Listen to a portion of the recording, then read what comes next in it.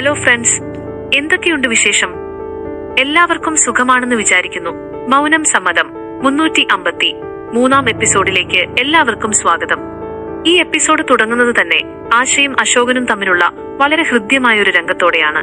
സാധനങ്ങൾ വാങ്ങാനുള്ള ലിസ്റ്റ് തയ്യാറാക്കുന്ന തിരക്കിലായിരുന്ന ആശ പെട്ടെന്നാണ് അശോകൻ ഇതുവരെയൊന്നും കഴിച്ചിട്ടില്ലല്ലോ എന്നോർക്കുന്നത്.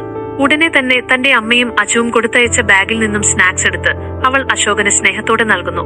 ഭക്ഷണം കഴിച്ചുകൊണ്ടിരിക്കെയാണ് അശോകന്റെ ദേഹത്ത് മഞ്ഞൾ പുരട്ടാൻ താൻ മറന്നുപോയ കാര്യം ആശയ്ക്ക് ഓർമ്മ വരുന്നത്. കുളിക്കാൻ പോകുന്നതിനു മുൻപ് ഇപ്പോൾ തന്നെ മഞ്ഞൾ തേച്ചു തരാമെന്ന് പറഞ്ഞ് ആശ അശോകനോട് ഷർട്ട് ഊരാൻ ആവശ്യപ്പെടുന്നുണ്ടെങ്കിലും അശോകൻ ആദ്യം ഒന്ന് മടിച്ചു നിൽക്കുന്നുണ്ട്.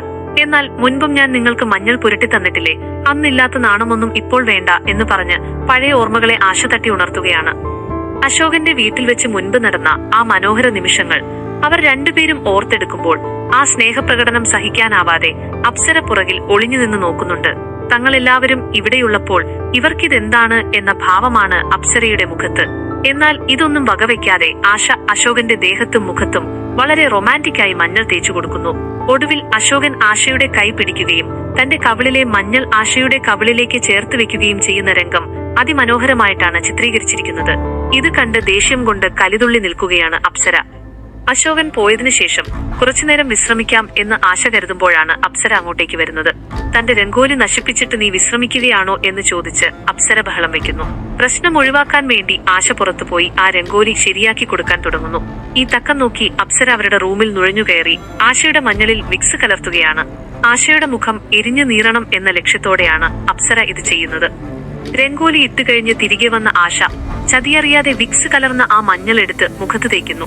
നിമിഷങ്ങൾക്കുള്ളിൽ തന്നെ മുഖം ആകെ നീറാൻ തുടങ്ങുകയും ആശവേദന കൊണ്ട് അലറി വിളിക്കുകയും ചെയ്യുന്നുണ്ട്. ശബ്ദം കേട്ട് ഓടിയെത്തിയ അശോകൻ പതറിപ്പോകുന്നുണ്ടെങ്കിലും ഉടനെ തന്നെ ഒരു തുണിയെടുത്ത് ഒരു കൊച്ചുകുട്ടിക്ക് ചെയ്തു കൊടുക്കുന്നത് പോലെ വളരെ കരുതലോടും വേദനയോടും കൂടി അവളുടെ മുഖത്തെ മഞ്ഞൾ തുടച്ചു മാറ്റുന്നു. ഇത് കണ്ട് അപ്സരയ്ക്ക് ദേഷ്യം ഇരട്ടിക്കുകയാണ്. താൻ എന്തു പണി കൊടുത്താലും അത് അവർക്കിടയിലെ സ്നേഹം വർദ്ധിപ്പിക്കുകയാണല്ലോ എന്നോർത്ത് അപ്സര അവിടെ നിന്നും പോകുന്നു. ഇനി വരാനിരിക്കുന്നത് ഇതിലും വലിയ പണികളാണെന്ന് അപ്സരയുടെ ഭാവം സൂചിപ്പിക്കുന്നുണ്ട്. മറ്റൊരു ഭാഗത്ത് ഇന്നൊരു വിശേഷപ്പെട്ട ദിവസമായതുകൊണ്ട് തന്നെ ആശ്രമത്തിലുള്ളവർക്ക് ദാനധർമ്മങ്ങൾ നൽകാനായി നിരഞ്ജനും സോജയും അവിടെ എത്തിയിരിക്കുകയാണ്. എന്നാൽ വെറുമൊരു ദാനം എന്നതിലുപരി അവിടെ എങ്ങാനും അഞ്ജലിയെക്കുറിച്ചോ അശോകനെക്കുറിച്ചോ എന്തെങ്കിലും വിവരം കിട്ടുമോ എന്നറിയാനുള്ള നിരഞ്ജന്റെ ആഗ്രഹം കൂടിയാണ് അദ്ദേഹത്തെ അവിടെ എത്തിച്ചത്. നിരഞ്ജനും സോജയും അവിടെയുള്ളവർക്ക് സാധനങ്ങൾ വിതരണം ചെയ്യുമ്പോൾ അഞ്ജലി അവിടേക്ക് വരുന്നുണ്ടെങ്കിലും അവർ നിൽക്കുന്നത് കണ്ട് പെട്ടെന്ന് മാറി നിൽക്കുകയാണ്. അകത്തേക്ക് വരാതെ ഒരു ജനാലയ്ക്കൽ ഒളിഞ്ഞു നിന്ന് അവർ തന്റെ പ്രിയപ്പെട്ടവരെ കൺകുളിർക്കെ കാണുകയാണ്. കൂടെയുള്ള കൊച്ചു കാവ്യമോളെ കാണുമ്പോൾ അഞ്ജലിയുടെ കണ്ണുകൾ വാത്സല്യം കൊണ്ട് നിറയുന്നുണ്ട്. ഇതിനിടയിൽ നിരഞ്ജൻ അവിടുത്തെ മേമിനോട് തന്റെ മരുമകളെ കുറിച്ച് ചോദിക്കുന്നുണ്ടെങ്കിലും ആശ തിരക്കിലായതുകൊണ്ട് വിളിക്കാറില്ലെന്ന മറുപടിയാണ് ലഭിക്കുന്നത്. എങ്കിലും അവിടം വിട്ടുപോകാൻ നിരഞ്ജൻ തയ്യാറാകുന്നില്ല. ഓരോ മുറികളിലും നേരിട്ട് പോയി ആർക്കെങ്കിലും എന്തെങ്കിലും സഹായം വേണോ എന്ന് നോക്കണമെന്നും ആശ്രമത്തിലെ ഓരോ സ്ത്രീയും സുരക്ഷിതരാണെന്ന് തനിക്ക് ഉറപ്പുവരുത്തണമെന്നും അദ്ദേഹം പറയുന്നു. അഞ്ജലി അവിടെയുണ്ടോ എന്ന് തിരയാനുള്ള അദ്ദേഹത്തിന്റെ ശ്രമങ്ങളെ മേം തടയുന്നുണ്ടെങ്കിലും നിരഞ്ജന്റെ ഉള്ളിലെ ആ മാറ്റം അഞ്ജലി ദൂരെ നിന്ന് കണ്ട് സന്തോഷിക്കുന്നു. തുടർന്ന് ബോറടിക്കുന്നു എന്ന് പറഞ്ഞ് കാവ്യമോൾ പുറത്തേക്ക് കളിക്കാൻ പോവുകയാണ്. അപ്പോഴും അഞ്ജലി ആരും കാണാതെ ജനലിലൂടെ അവരെ നോക്കി നിൽക്കുന്നുണ്ട്. കളിക്കുന്നതിനിടയിൽ കാവ്യമോളുടെ പന്ത് അഞ്ജലിയുടെ അരികിലേക്ക് തെറിച്ചു വീഴുന്നു. പന്തെടുക്കാൻ വന്ന കാവ്യമോൾ തന്റെ പ്രിയപ്പെട്ട മുത്തശ്ശിയെ കണ്ട് അമ്പരന്ന് പോകുകയാണ്. മുത്തശ്ശി എന്ന് വിളിച്ചോടി വന്ന കാവ്യയെ അഞ്ജലി വാരിപ്പുണരുന്നു. ആ കണ്ടുമുട്ടൽ അത്യന്തം വികാരാധീനമായിരുന്നു. തന്നെ എത്രത്തോളം മിസ് ചെയ്തു എന്ന് കാവ്യ ചോദിക്കുമ്പോൾ അഞ്ജലിയുടെ കണ്ണുകൾ നിറയുന്നുണ്ട്. വീട്ടിലേക്ക് വരാത്തതിനെ കുറിച്ച് ചോദിക്കുന്ന കാവ്യയോട് താൻ ഇവിടെയുള്ള കാര്യം ആരോടും പറയരുത് എന്ന് അഞ്ജലി ഒരു സീക്രട്ട് പ്രോമിസ് ചെയ്യിക്കുന്നു. സ്നേഹസൂചകമായി തന്റെ പേരുള്ള ഒരു ടവലും കാവ്യയ്ക്ക് ഇഷ്ടപ്പെട്ട ഭക്ഷണവും കൊടുത്തുവിട്ടാണ് അഞ്ജലി അവളെ മടക്കി അയക്കുന്നത്. കാവ്യ ആ ഭക്ഷണപ്പൊതിയുമായി നിരഞ്ജന്റെയും സോജയുടെയും അടുത്തേക്ക് ചെല്ലുമ്പോൾ അവർക്ക് സംശയം തോന്നുന്നു. ഇത് ആരാണ് തന്നത് എന്ന സോജയുടെ ചോദ്യത്തിന് അറിയാതെ കാവ്യയുടെ നാവിലൂടെ മുത്തശ്ശി തന്നതാണ് എന്ന സത്യം പുറത്തുവരുന്നു. ഇത് കേട്ട് നിരഞ്ജനും സോജയും ഞെട്ടിപ്പോകുകയാണ്. മുത്തശ്ശിയോ, അവരെവിടെ എന്ന് ചോദിച്ച് നിരഞ്ജൻ ചുറ്റും തിരയുമ്പോൾ അഞ്ജലി ഭയത്തോടെ ജനൽവാതിൽ അടച്ച് ഒളിഞ്ഞിരിക്കുകയാണ്. എന്നാൽ പെട്ടെന്ന് തന്നെ സാഹചര്യം കൈകാര്യം ചെയ്ത കാവ്യ അത് തന്റെ മുത്തശ്ശിയല്ലെന്നും കണ്ടപ്പോൾ മുത്തശ്ശിയെപ്പോലെ തോന്നിയതുകൊണ്ട് താൻ അങ്ങനെ വിളിച്ചതാണെന്നും കള്ളം പറയുന്നു. എങ്കിലും അവരെ ഒന്ന് കാണണമെന്ന വാശിയിൽ നിരഞ്ജൻ പുറത്തേക്ക് വരുമ്പോൾ കാവ്യ ബുദ്ധിപൂർവ്വം അവിടെയുണ്ടായിരുന്ന മറ്റൊരു സ്ത്രീയെ ചൂണ്ടിക്കാണിക്കുന്നു. ഇവർ മുത്തശ്ശിയെപ്പോലെ ഇരിക്കുന്നതുകൊണ്ടാണ് താൻ അങ്ങനെ വിളിച്ചതെന്ന് കാവ്യ പറഞ്ഞതോടെ നിരഞ്ജനും സോജയും അത് വിശ്വസിക്കുന്നു. അവിടെ അഞ്ജലി ഇല്ല എന്നുറപ്പിച്ച അവർ കാവ്യമോളയും എടുത്ത് മടങ്ങുകയാണ്. ഈ കാഴ്ചകളെല്ലാം ദൂരെ നിന്ന് ഒളിഞ്ഞുനിന്ന് കാണുന്ന അഞ്ജലിയുടെ ഉള്ളിൽ വലിയൊരു സമാധാനവും സന്തോഷവും നിറയുന്നു. അശോകൻ പോയതിനു ശേഷം നിരഞ്ജന്റെ സ്വഭാവത്തിൽ വന്ന ഈ വലിയ മാറ്റം, അശരണരെ സഹായിക്കാനും സ്നേഹിക്കാനുമുള്ള ആ മനസ്സ് കണ്ട് അഞ്ജലി നന്ദിയോടെ ദൈവത്തെ സ്മരിക്കുകയാണ്. അടുത്തതായി കാണിക്കുന്നത് ആശയെയും അശോകിനെയുമാണ്. ദീപാവലി ദിനമായതുകൊണ്ട് തന്നെ ആകെ ഒരു ഉത്സവ പ്രതീതിയാണ് അവിടെ. ഇരുവരും ഭക്തിപൂർവ്വം ദൈവത്തിനു മുന്നിൽ നിന്ന് പ്രാർത്ഥിക്കുകയാണ്. ആശയുടെ പ്രാർത്ഥന മുഴുവൻ അശോകനു വേണ്ടിയായിരുന്നു. തന്റെ ഭർത്താവിന്റെ ആഗ്രഹങ്ങൾ എന്തായാലും അത് സാധിച്ചു കൊടുക്കണമെന്നും അവരുടെ ജീവിതത്തിൽ ഇപ്പോൾ നിഴലിക്കുന്ന കഷ്ടപ്പാടിന്റെ ഇരുട്ടിനെ മാറ്റി സന്തോഷത്തിന്റെ പ്രകാശം നിറയ്ക്കണമെന്നും ആശ മനമുരുകി പ്രാർത്ഥിക്കുന്നു. അശോകന് സ്വന്തമായൊരു വ്യക്തിത്വം ഉണ്ടാക്കിയെടുക്കാൻ ആവശ്യമായ എല്ലാ ശക്തിയും നൽകണേ എന്നതായിരുന്നു ആ കണ്ണുനീരോടെയുള്ള അപേക്ഷ. മറുഭാഗത്ത് അശോകന്റെ പ്രാർത്ഥനയും വൈകാരികമായിരുന്നു. തന്റെ അമ്മയ്ക്കും ആശയ്ക്കും വേണ്ടിയായിരുന്നു അശോകൻ കൈകൂപ്പിയത്. അവർക്ക് വേണ്ട എല്ലാ സന്തോഷങ്ങളും സുഖങ്ങളും നൽകാൻ തനിക്ക് കഴിയണമെന്നും കുടുംബത്തിലെ പ്രയാസങ്ങളെല്ലാം മാറിപ്പോകണമെന്നും ഏതൊരു പ്രതിസന്ധിയെയും നേരിടാൻ തന്നെ കരുത്തനാക്കണമെന്നും അശോകൻ ദൈവത്തോട് അപേക്ഷിച്ചു. പ്രാർത്ഥനകൾക്ക് ശേഷം ഇരുവരും പരസ്പരം നോക്കി പുഞ്ചിരിച്ചുകൊണ്ട് ഹാപ്പി ദീപാവലി ആശംസിക്കുന്നു. മധുരം പങ്കുവെച്ച് ആ നിമിഷം അവർ ആഘോഷമാക്കുമ്പോഴാണ് അശോകൻ ആ സർപ്രൈസ് പുറത്തെടുത്തത്. ആശയോട് കാലുകൾ കാണിക്കാൻ പറഞ്ഞിട്ട് അവൻ കരുതി വെച്ചിരുന്ന മനോഹരമായ ഒരു ജോഡി കൊലുസുകൾ അവളുടെ പാദങ്ങളിൽ അണിയിച്ചു കൊടുത്തു. സാമ്പത്തികമായി ഇത്രയും ബുദ്ധിമുട്ടുന്ന സമയത്തും തനിക്കായി ഇങ്ങനെയൊരു സമ്മാനം വാങ്ങിയ അശോകന്റെ സ്നേഹം കണ്ടപ്പോൾ ആശയുടെ കണ്ണുകൾ നിറഞ്ഞുപോയി.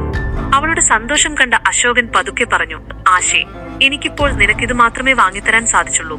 പക്ഷേ അടുത്ത തവണ ഇതിലും വലിയൊരു സമ്മാനം ഞാൻ നിനക്ക് ഉറപ്പായും നൽകും. എന്നാൽ നിറഞ്ഞ കണ്ണുകളോടെ ആശ അവനെ തടഞ്ഞു. എനിക്ക് ഈ സമ്മാനങ്ങളൊന്നും വേണ്ട അശോക്. നിങ്ങളുടെ ഈ സ്നേഹം മാത്രം മതി. എനിക്ക് വേറെ ഒന്നും വേണ്ട. പിന്നീട് അന്തരീക്ഷത്തിലെ ഗൗരവം മാറ്റാനായി ആശ തമാശ രൂപേണ ചോദിച്ചു, അല്ല, ഈ ഭാര്യയിൽ നിന്നൊക്കെ ഒളിച്ചും പാത്തും ഗിഫ്റ്റ് വാങ്ങാനുള്ള ഈ കഴിവുകളൊക്കെ നിങ്ങൾക്ക് എവിടുന്നാണ് കിട്ടിയത്? ചിരിച്ചുകൊണ്ട് അശോകൻ മറുപടി നൽകി, അങ്ങനെയുള്ള ഒരുപാട് കഴിവുകൾ എനിക്കുണ്ട്. നീ കാണാത്ത കുറെ കഴിവുകൾ ഇനിയുമുണ്ട്. ആ മനോഹരമായ നിമിഷത്തിൽ അവർ പരസ്പരം കെട്ടിപ്പിടിച്ച് നിൽക്കുന്നു. സീൻ മാറുന്നത് കാളിന്തിയുടെ വീട്ടിലേക്കാണ്. കാളിന്തി തന്റെ റൂമിൽ നിന്നും പൂജയ്ക്കായി പോകുന്ന നേരം നോക്കി അങ്കുഷും മാലയും അവിടെ എത്തുകയാണ്. കാളിന്തി പൂജയ്ക്ക് പോയാൽ ചുരുങ്ങിയത് അരമണിക്കൂർ അവിടെ കാണില്ലെന്ന് അവർക്കറിയാം. ആ സമയം മുതലാക്കി അങ്കുഷ് മാലയോട് പറയുന്നു, ഇതാണ് ഏറ്റവും പറ്റിയ സമയം. എനിക്ക് ഇതുവരെ എല്ലാ കബോർഡുകളും പരിശോധിക്കാൻ കഴിഞ്ഞിട്ടില്ല. നീ വേഗം അകത്ത് പോയി എല്ലാം ചെക്ക് ചെയ്യണം. കാളിന്തിയുടെ ഒപ്പുള്ള ആ പേപ്പറുകൾ എങ്ങനെയെങ്കിലും കണ്ടുപിടിച്ചെടുത്തുകൊണ്ട് വരണം. തുടർന്ന് കാണിക്കുന്നത് അഗ്നിഹോത്രി വീടാണ്. അവിടെയും പൂജയ്ക്കുള്ള തിരക്കിട്ട ഒരുക്കങ്ങൾ നടക്കുകയായിരുന്നു. അപ്പോഴാണ് അപ്രതീക്ഷിതമായി സോജയുടെ അമ്മ അലറിക്കരഞ്ഞുകൊണ്ട് അങ്ങോട്ട് വരുന്നത്. അതിഭയങ്കരമായ വയറുവേദന കാരണം അവർക്ക് നിൽക്കാൻ പോലും കഴിയുന്നില്ല. ഇത് കണ്ട് പരിഭ്രമിച്ച സോജ ചോദിക്കുന്നു, അമ്മേ, നിങ്ങൾ ദീപാവലിക്ക് ഉണ്ടാക്കി വെച്ച ഫുഡ് മുഴുവൻ വലിച്ചുവാരി കഴിച്ചതുകൊണ്ടല്ലേ ഈ വയറുവേദന വന്നത്? എന്നാൽ വേദന കൊണ്ട് പുളയുന്ന അമ്മ തിരിച്ചടിക്കുന്നു, എന്തെങ്കിലും ഒന്ന് ചെയ്യ്. പൂജ കഴിയാൻ കാത്തുനിന്നാൽ അപ്പോഴേക്കും ഞാൻ മരിച്ചു പോകും. വേറെ വഴിയില്ലാതെ സോജ ഡോക്ടറെ വിളിച്ചെങ്കിലും വരാൻ സാധിക്കില്ലെന്ന് അറിയിക്കുന്നു. ആകെ പരിഭ്രമിച്ചു നിൽക്കുമ്പോഴാണ് നിരഞ്ജൻ അവിടേക്ക് വരുന്നത്. ഒടുവിൽ സോജ അമ്മയെയും കൂട്ടി ഹോസ്പിറ്റലിലേക്ക് പോകാൻ തീരുമാനിക്കുന്നു. എല്ലാവരും പോയി കഴിഞ്ഞപ്പോൾ ആ വലിയ വീട്ടിൽ നിരഞ്ജൻ ഒറ്റയ്ക്കായി. ആ നിശബ്ദതയിൽ നിരഞ്ജന്റെ ഉള്ളിൽ ആശയും അഞ്ജലിയും മുൻപ് പറഞ്ഞ വാക്കുകൾ മുഴങ്ങാൻ തുടങ്ങി. നിങ്ങളുടെ അഹങ്കാരം ഉപേക്ഷിച്ചില്ലെങ്കിൽ ഒരു ദിവസം എല്ലാവരും നിങ്ങളെ കൈവെടിയും. നിങ്ങൾ ഒറ്റയ്ക്കാകും എന്ന അഞ്ജലിയുടെ താക്കീതും സത്യം മാത്രമേ ജയിക്കൂ. ഒരു കാലത്ത് ഈ വീട്ടിൽ നിങ്ങൾ തികച്ചും തനിച്ചാകും എന്ന ആശയുടെ ശാപവാക്കുകളും നിരഞ്ജനെ വേട്ടയാടുന്നു. തന്റെ ചുറ്റും നോക്കുമ്പോൾ ആരും കൂടെയില്ലാത്ത ആ അവസ്ഥ നിരഞ്ജനെ വല്ലാതെ അസ്വസ്ഥനാക്കുന്നു. ഒരു കാലത്ത് എല്ലാവരെയും നിയന്ത്രിച്ചിരുന്ന താൻ ഇപ്പോൾ ആ വലിയ 4 ചുവരുകൾക്കുള്ളിൽ ഒറ്റപ്പെട്ടിരിക്കുന്നു എന്ന തിരിച്ചറിവിൽ വിങ്ങിപ്പൊട്ടി നിൽക്കുന്ന നിരഞ്ജനെ കാണിച്ചുകൊണ്ട് മൗനം സമ്മതം 2ാം ഭാഗത്തിന്റെ ഈ എപ്പിസോഡ് അവസാനിക്കുന്നു. അപ്പോൾ സുഹൃത്തുക്കളെ, വിധിയുടെ വിളയാട്ടം അഗ്നിഹോത്രി കുടുംബത്തിൽ തുടങ്ങിക്കഴിഞ്ഞു. തന്റെ അഹങ്കാരം കൊണ്ട് എല്ലാവരെയും അകറ്റിയ നിരഞ്ജൻ ആ വലിയ വീട്ടിൽ തനിച്ചാകപ്പെടുമ്പോൾ സ്നേഹം കൊണ്ട് അശോകനും ആശയും പ്രതിസന്ധികളെ അതിജീവിക്കുകയാണ്. ഇനി വരാനിരിക്കുന്ന എപ്പിസോഡുകളിൽ കാളിന്തിയുടെ രഹസ്യങ്ങൾ അങ്കുഷ് കണ്ടെത്തുമോ? നിരഞ്ജന്റെ ഈ ഒറ്റപ്പെടൽ അയാളെ മാറ്റുമോ? ഈ ആവേശകരമായ നിമിഷങ്ങളുമായി അടുത്ത എപ്പിസോഡ് വിശേഷങ്ങൾ ഉടൻ തന്നെ നമ്മുടെ ചാനലിലൂടെ എത്തുന്നതാണ്. ഒരു പ്രത്യേക അറിയിപ്പ്, ഈ എപ്പിസോഡിന്റെ കൂടുതൽ ദൃശ്യങ്ങൾ ഉൾപ്പെടുത്തിയ ഹിന്ദി വീഡിയോ നമ്മൾ നമ്മുടെ ഇൻസ്റ്റഗ്രാം പേജിൽ അപ്ലോഡ് ചെയ്യുന്നുണ്ട്. അത് കാണാനായി താഴെ ഡിസ്ക്രിപ്ഷനിലുള്ള ലിങ്ക് വഴി നമ്മുടെ ഇൻസ്റ്റഗ്രാം പേജ് കൂടി ഒന്ന് ഫോളോ ചെയ്തേക്കൂ. ഈ വീഡിയോ ഇഷ്ടപ്പെട്ടെങ്കിൽ ലൈക്ക് ചെയ്യാനും ഷെയർ ചെയ്യാനും മറക്കരുത്. സീരിയൽ ലോകത്തെ കൂടുതൽ വിശേഷങ്ങൾക്കായി അശ്ലോക് യൂണിവേഴ്സ് സബ്സ്ക്രൈബ് ചെയ്യൂ. നന്ദി.